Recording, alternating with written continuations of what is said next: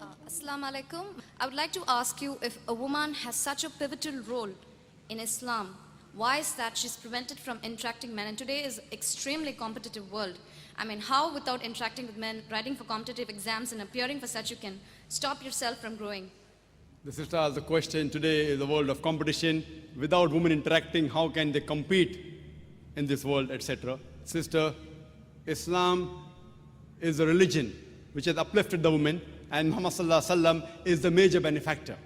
There's not a single rule in Islam which prevents the upliftment of the woman. But in the name of upliftment, Islam does not believe in degrading women. If you see history, sister, history of Babylon, history of Greek, history of Egypt civilization, women were only used for sex and pleasure.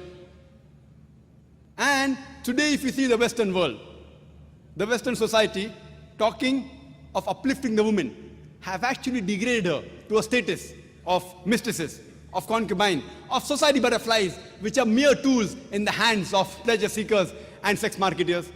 Today, the Western society, talking about women's liberalization, it is nothing but a disguised form of exploitation of a body, of degradation of an honor, and deprivation of a soul. Sister, Islam never wants to prevent the woman from upliftment. But I don't know of a single job or a single competition in which a woman does not interact with men and she cannot advance. All the jobs which involves unnecessary interaction of the men aren't jobs which are fit for the woman to be done. There's not a single modest job which I know which prevents the woman about the modesty role. If there's a job, any job, which prevents you from doing the hijab, hijab not only of the body, not only of the clothes, the way you talk, the way you behave, the way you think, all this comes under hijab. This hijab which I spoke earlier about, the hijab that the sister asked me, that's one part of hijab, that is the clothes. There are hadith in which the wives of the Prophet, they did cover their face. But everything what the Prophet did is not farz for us. Similarly for the wives of the Prophet, because the Ummul Mu'mineen, they were mothers of the believers, for them was a different degree. So they did cover their face, but it's not farz for all the women. So here if we analyze, sister, the hijab, besides hijab of the clothes, there's hijab where a person talks, the way a person behaves. And these people, when they talk about equality, when the Western world talks about equality, I ask them, that when men and women are equal, so why don't you have a boxing match between the men and women together? Why? They're equal.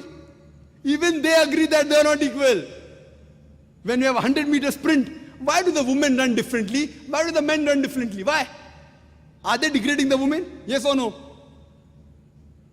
So you realize that these people, they have their own way of thinking. Allah subhanahu wa ta'ala has made the man and woman different. Physiologically they're different, biologically they're different, psychologically they're different. Depending upon their roles, what they have been given, Allah subhanahu wa ta'ala has given the do's and don'ts for these people. Not that a man and woman cannot interact. Unnecessary interaction is to be avoided. And believe me, sister, a woman can take part.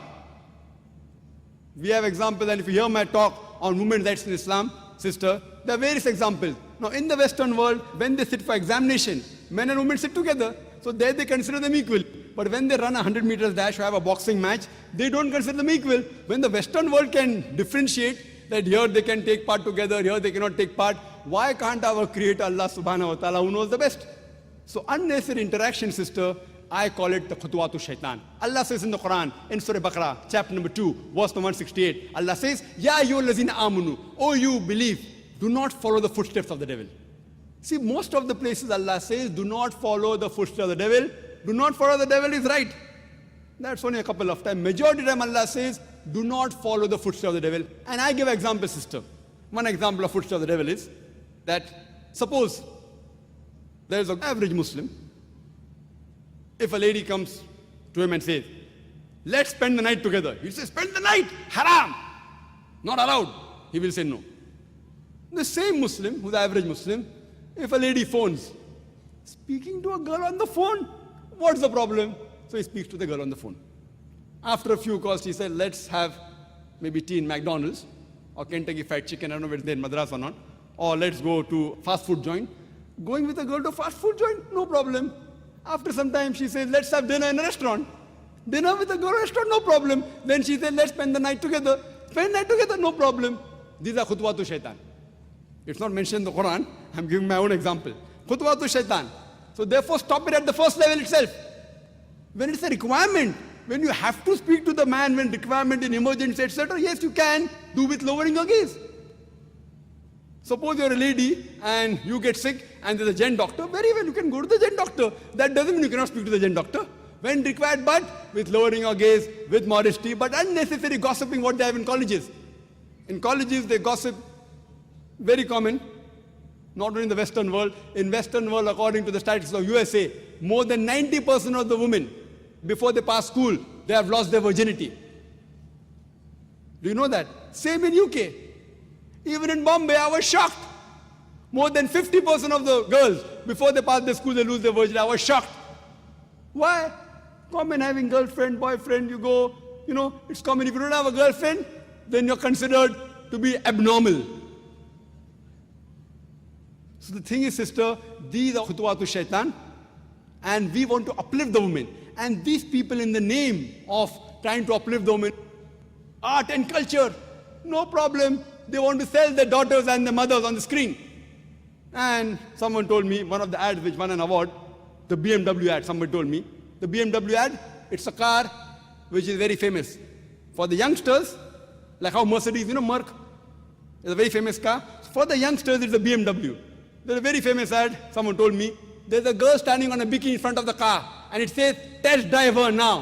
Who, the girl or the car? What are they doing? They're selling our daughters. They are selling their sisters. We Muslims, we don't want that.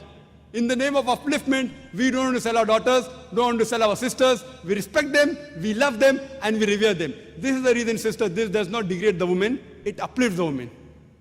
Hope that answers the question.